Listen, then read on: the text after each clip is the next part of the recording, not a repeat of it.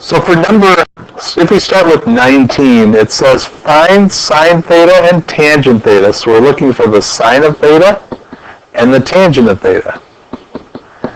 And you know how I am. I like puzzles. And these are puzzles for sure. If you look at, this is clue 1, and this is clue 2. Clue 1 says that the cosine of theta is 2/3. So I'm going to draw my circle here. This is quadrant 1, 2, 3, and 4. And notice that in quadrant 1, x and y are positive. Which quadrant are they both negative? 3, yeah. Which one are they, is the x positive and the y negative?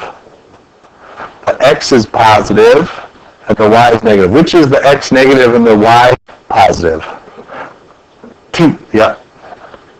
Notice the x's are both negative here, the y's are both negative in these two. Okay, so in clue number 1, it says the cosine, or cosine is the same as x.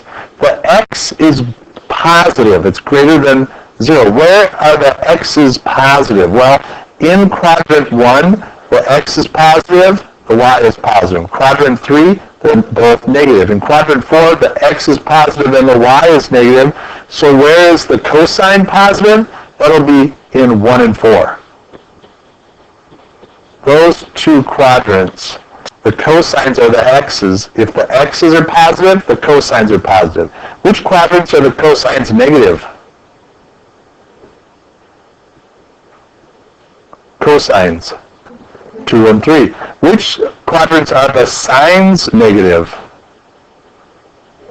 3 and 4. And the sines are positive in 1 and 2. So if you are looking at these clues, x's are the cosines, y's are the sines, and those will help you guide where things are. Now tangents are sine over cosine. So if tangent's positive, you're in quadrant 1. But there's another quadrant where sine over cosine is positive, and that is 3. Because negative over negative is a positive. Tangents are negative in 2 and 4. Which is what's coming up here. Cotangent is greater than 0. Well, if the cotangent is greater than 0, that's going to be, well, by the way, these were the first ones. And then for the second clue, cotangent is positive, sine over, these are positive, and these are positive. I did this wrong here. I love it when this happens on video. When is the cosine positive? That was in quadrants 1 and 4. I drew that wrong. All right, so then when I do the cotangents are positive, that's y over x is greater than 0. So that's going to be this one, and it's going to be this one. Well, you can see that this is where it was twice, 1 and 3. Quadrant 1 is where the cosine's positive and the cotangent. So we know we're in quadrant 1, so you just go like this.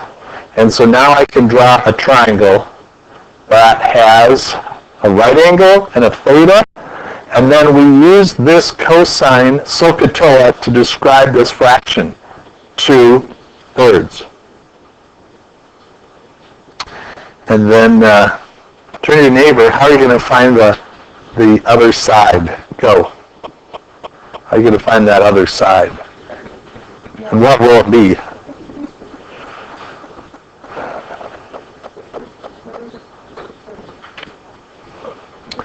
Nine minus 4 is the square root of 5, right?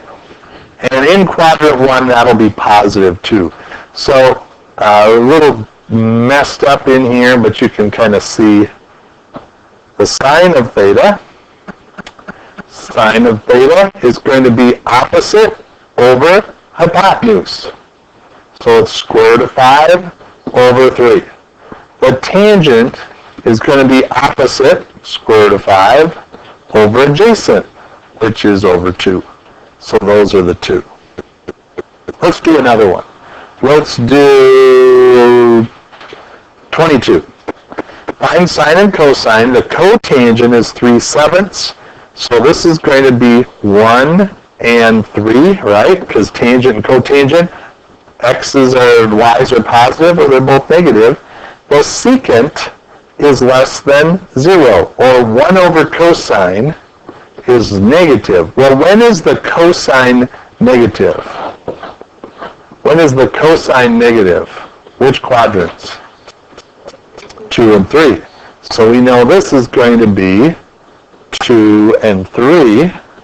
We know the cotangent being positive, that's in quadrants 1 and 3. So we can see that 3 is the common denominator of those. So quadrant 3, we would draw the line and then make this right triangle, theta and that. Both of these are going to be negative, and my clue said that cotangent is 3/7.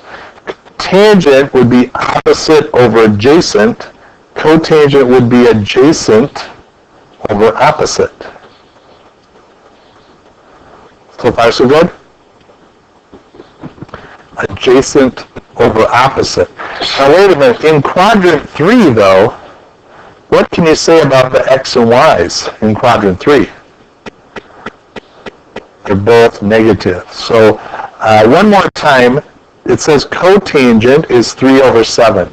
Tangent would be opposite over adjacent, so cotangent would be adjacent over opposite, 3/7.